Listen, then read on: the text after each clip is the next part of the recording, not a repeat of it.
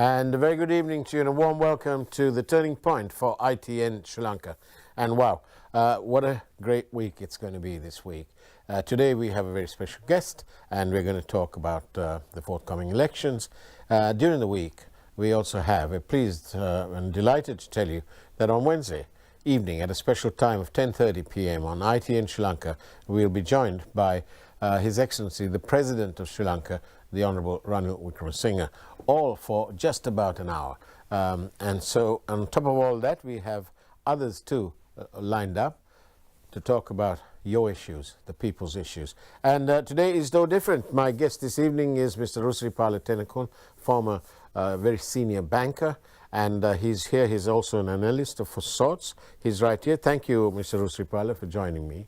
Thank you, Faraz. Because it's so close to elections, I just thought I'd ask you, what kind of leader should Sri Lanka be looking for? Do we need a experienced driver or do we need a learner driver? Well, that's a very good question. I think this is a big issue that haunts the minds of a lot of people in the country as well, because the country is in need of a learned driver and not a learner driver. Okay. This is the difference, because the driveway ahead of us is not that smooth as most people seem to presume. Things are not that bad, and things are not that rosy, and they are equally bad.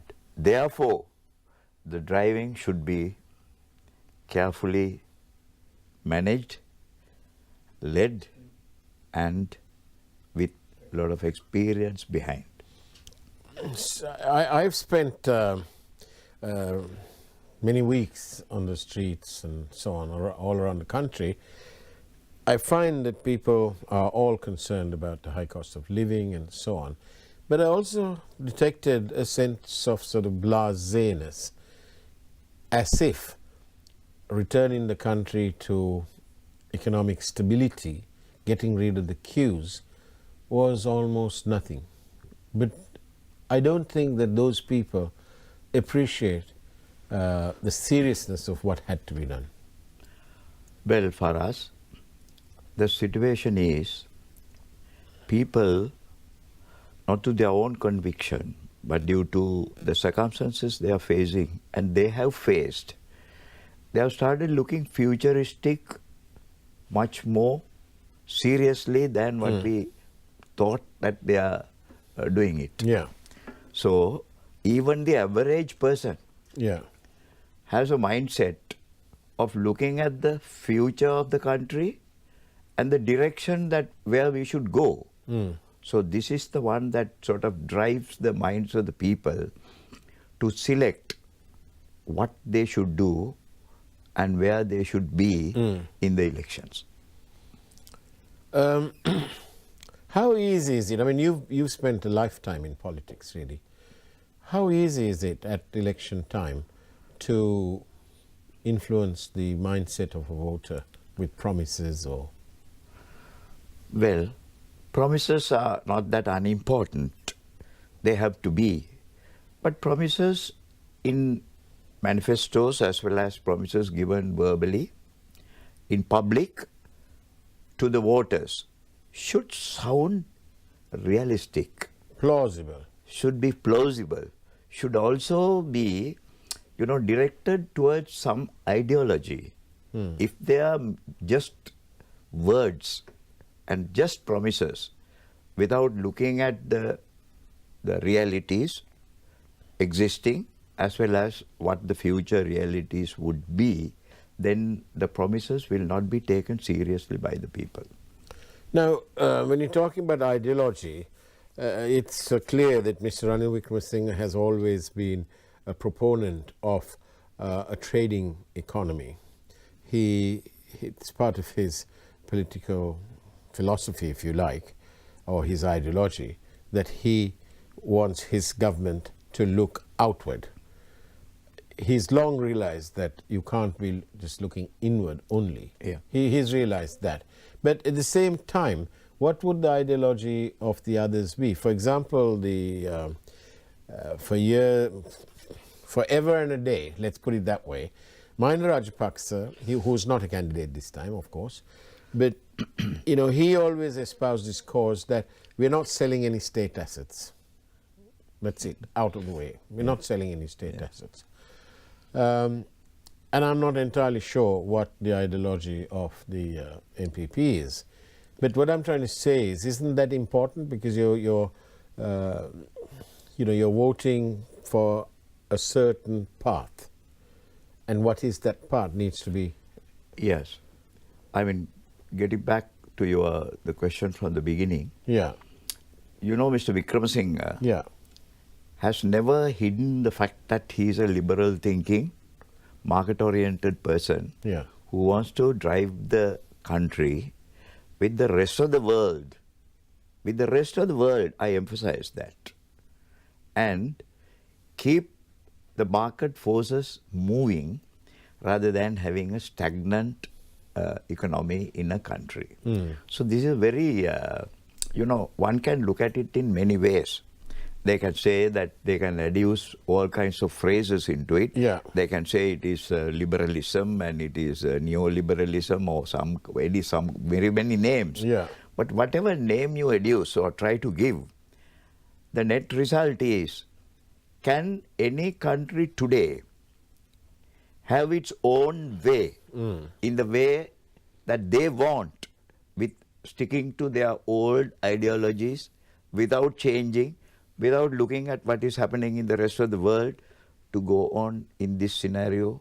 Impossible for us. This is the basic factor. This is where, when you look at the promises, when you look at the things that the others say about what is in store in their plans for the future, I mean, you get lost because you don't see which direction you are trying to move. It's not clear. You see, if one thinks that, well, we can live in isolation, it's out. If one thinks that, we have to have the same old buildings in the same way, I mean, respect them as old monuments, let us keep it at that. Right. That is also another bad thing. Yeah. Nowhere can you do this. The change will have to be brought about on everything, where the economy has to be moved and not kept stagnant. You have to think of a change and the relevant required change. I think Mr. Wickramasinghe is very free about it. He doesn't hide the fact that he wants to get rid of unwanted assets. He wants to improve the quality of assets by inputs coming. He doesn't care where it comes from. As long as it is a required input to put the thing in motion, in keeping with the rest of the world, he doesn't care. And that is what it should be for us. Even we, we were harboring all kinds of views, as trade unionists and as various things in the past. We were thinking, oh, well, we must reserve these things, preserve these things, we must keep it to ourselves as it is. Why should the foreigners come in? Well, tell me, if we do not have the technology, if we do not have the expertise to drive something, to keep it moving in the direction that it should, what is the use of keeping it? So, you refer to Mr. Mahinda Rajapaksa saying that, I don't want to sell assets. Now, the selling the assets is a misnomer for us. What do you mean by selling the assets?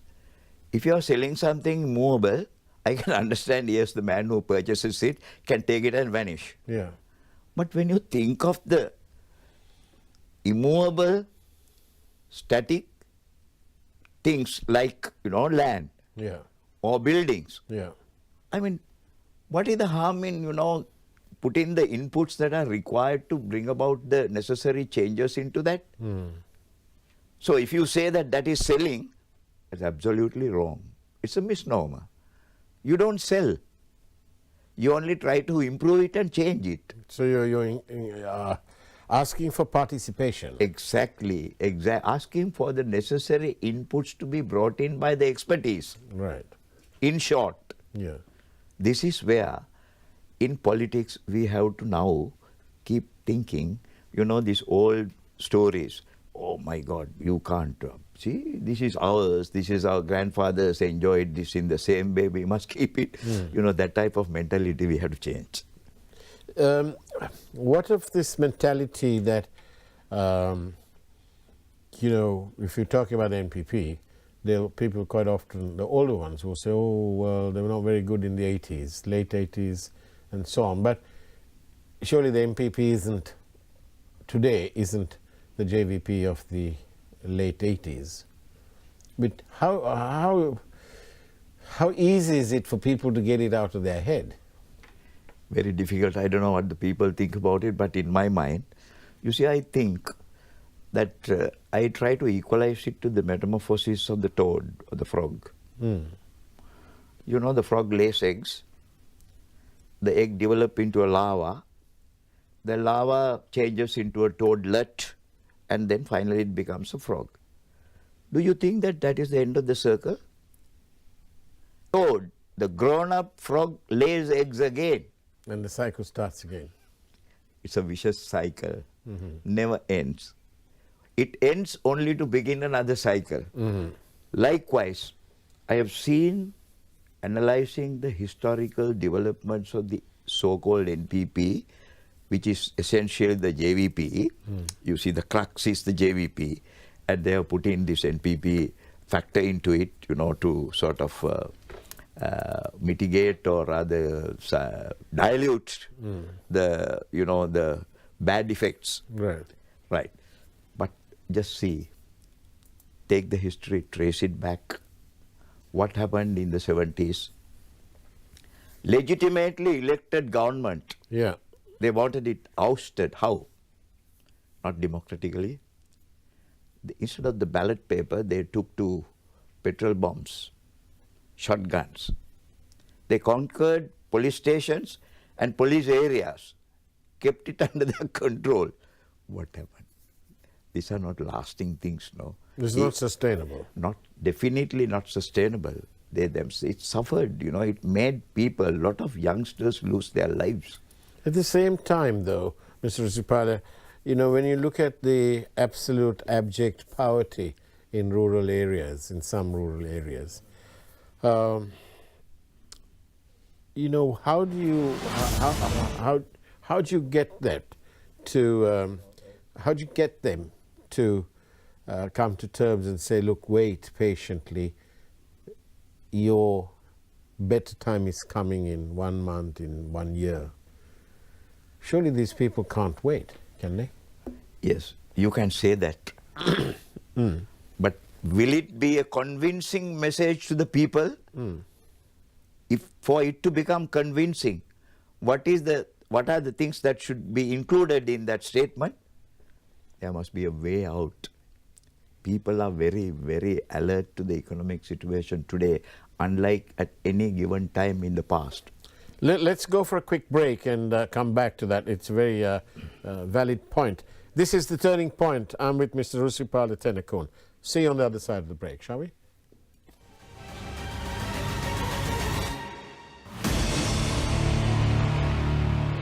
ශ්‍රී ලාංකීය කොණ්ඩෙටම සුවිශේෂී කුමාරිකා hair oil මේ හැම ස්වභාවික අමුද්‍රව්‍යකම පෝෂණය ඔබේ හිස කෙස්වලට ලබා දෙනවා. සුභා ගුණයෙන් පෝෂණීය කෙස් කලනුකට කුමාරිකා hair oil.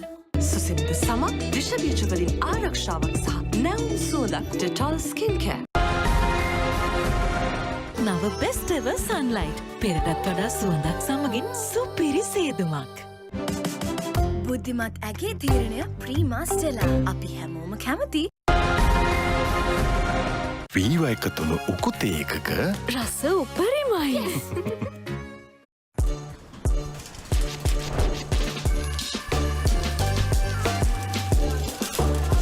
Introducing Prima Kothmir Korean Ramen. Let's fire it up.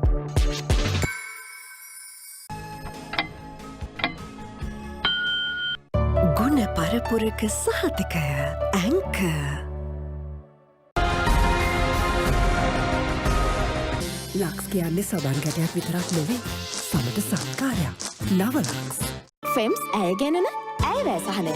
ට්‍රයිටෙක් සහ කොටන් වර්ග දෙකම ඉහළ ප්‍රමිතියට දැන් දැරිය හැකි මිලකට. ඇය එක්ක ඇගේ ඇයවැය ප්‍රශ්න ඉවරයි. Kamuda machan, prima kotumi, fantamai. ෆෙම්ස් ඇය ගැනන ඇය වෑසහනය.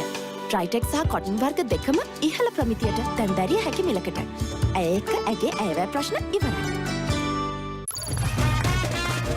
Introducing Prima Kottumi Korean Ramen. Let's fire it up.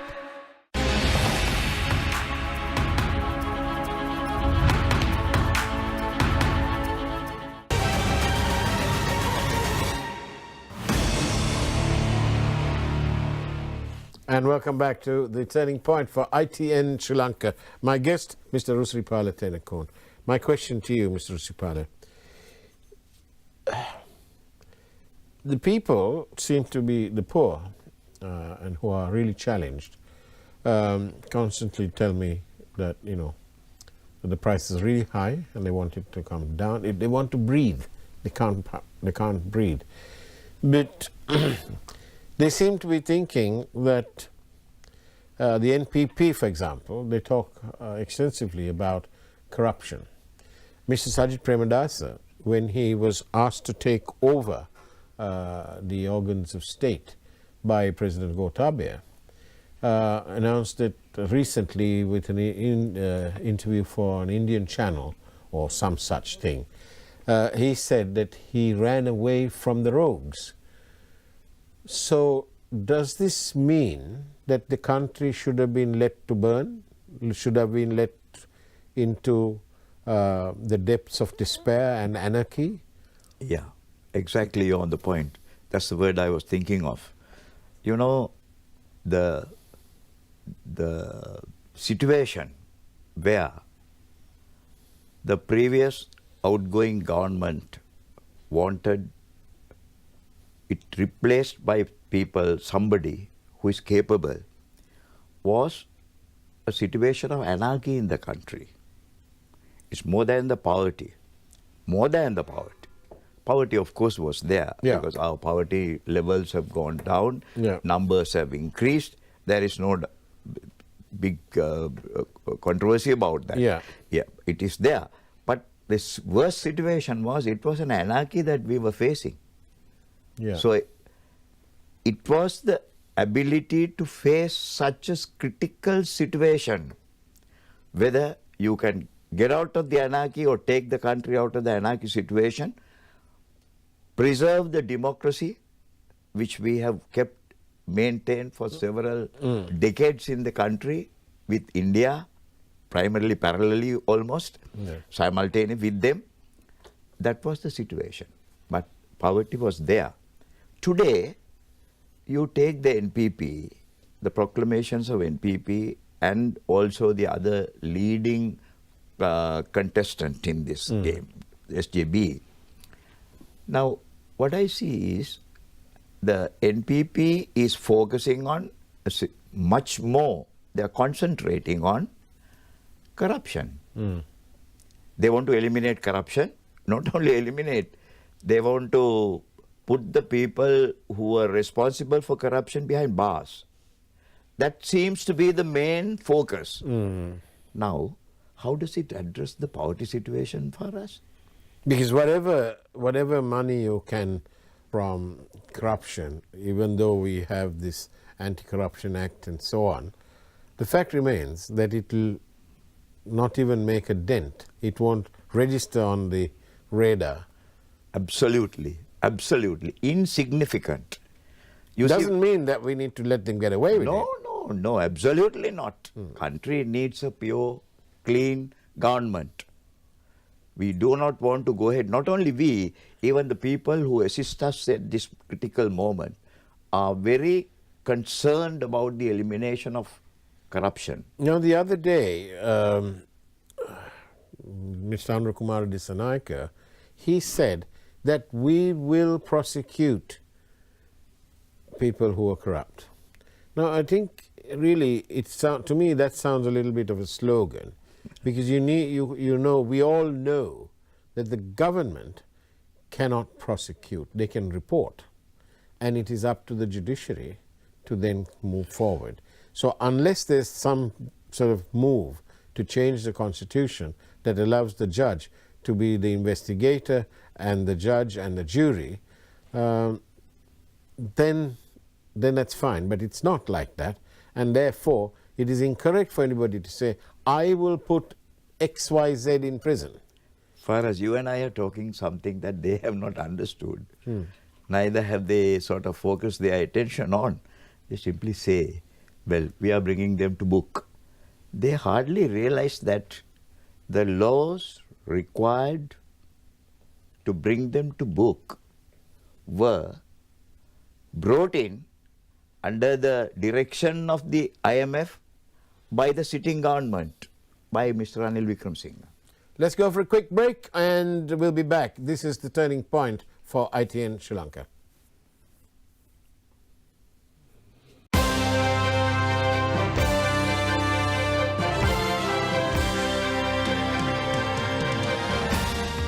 වඩු වැඩෙන් දිවි ගෙවන අයට ලැබෙන්න යන දේ. අලතොවියට සජිත් කරන්න යන දේ.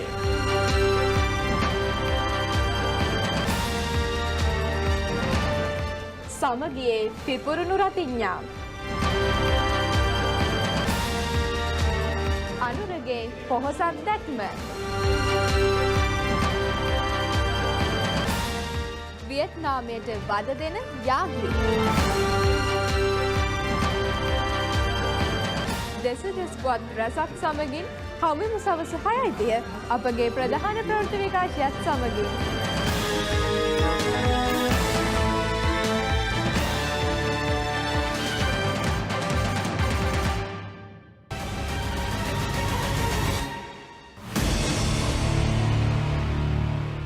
And welcome back to the Turning Point. My guest today, Mr. Rusiripala Tennekoon.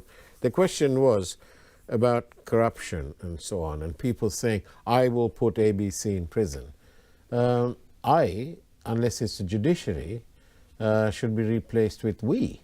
We will. The judiciary, if the judiciary says we will pursue, they can't even say we'll put them in prison because it depends on the outcome of a court case. For us, even for the judiciary to act, the laws must be in place. If we did not have sufficient legal coverage or framework in this country that was adequate to bring these people to book, this was observed by, not by the local politicians, it was observed by the people who are trying to put the right country in the right direction, including the IMF. That is why they insisted your legal framework has to be improved to cover all these aspects. And it has been now, the Ranil Wickremesinghe government has given a start to that. He passed the laws. Yeah. So it has come to take effect, no? Simply saying, we are going to bring them to book and we are going to collect the monies that are lying outside. I mean, they have been silent even about the existing international laws and the provisions to bring such illegal monies, illegally earned assets into the country. Exactly. They were silent, they were unaware of such things. If it was an active opposition who were more concerned about that aspect, there were enough many things for them to have raised in the parliament. They never did it. So therefore, what we can conclude here is this is mere rhetoric to move along with the thinking of the people who have been sort of loaded with this thinking in their minds. Oh, corruption, they have robbed the country. They have been here for so many years robbing the country. So they are only merely adding that rhetoric to go swing along with the thinking of the people. So, do you think that there is a expectation, however illegitimate it may be, that with the ascendancy of a different president, that all of these things will automatically fall into place and the rogues will go to jail and everything will be rosy and Sri Lanka will be a lovely, beautiful place, as it is beautiful, but that it will be a lovely place to live in, where, or is this all just utopian? Faraz, don't forget that it is not the president or the newly elected person who will be only responsible for that. The democratic process in the country, as long as it moves without any obstruction, without being disrupted, is sufficiently, it's adequate to bring in the necessary changes to allow the people to select the right persons into the parliament. The elections, if they are held in time, which will automatically follow, will give the opportunity to the country. Okay, Ranil Wickremesinghe, a proven leader, a successful person at that, is at the helm. Elect the right type of people to assist him. Exactly, so that the people will if they want to, if they have a perception somebody's a rogue, they can chuck them out. No, we have the whole thing open before us. People. It's not Ranil Wickremesinghe who will have that. It is the people, the voters of this country under the democratic process. As long as the democracy is preserved, that right will be there, that opportunity will be there, that ability for the people to choose the right person is also there. So if the people have been very sort of badly sort of dealt with by the people whom they elected, well, it is left to them. So they will the only consolation is there is a right thinking person at the top. Just see the recent past. All these changes from the worst to this situation, even this impending dangerous situation, but moving forward, was brought in by whom? Did Ranil Wickremesinghe have any new faces with him? He had the same people, but he did the right thing. So it is the leadership that is required. You started this session by asking me about the leadership. That is where the leadership plays a role. That is what we need in this country today. That expertise, that experience, that proven ability is the thing that the people should look up to. The rest will follow. This is the situation. This is the truth of it.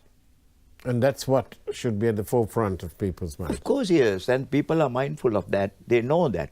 That is why they are very patiently saying, okay, let us see. They talk about the changes.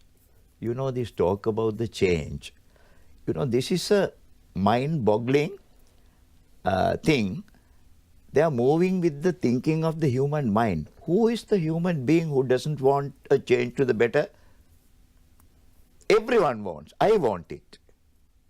Because I think tomorrow, if somebody can promise me a sort of a better tomorrow, I would look forward towards it. That is a human tendency.